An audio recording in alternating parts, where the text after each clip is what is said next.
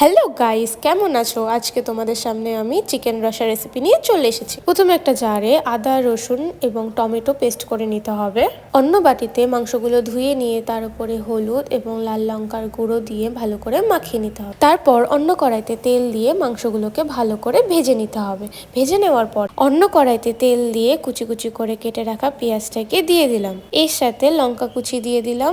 ভালো করে নাড়িয়ে নিয়ে আদা রসুন পেস্ট দিয়ে দিলাম, পরিমাণ মতো লবণ দিয়ে দিলাম এবং হলুদ দিয়ে দিলাম।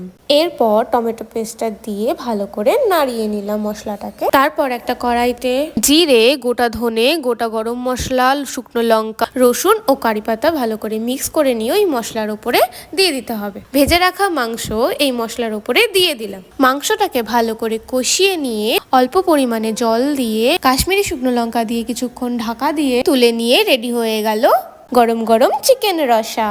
Like and subscribe.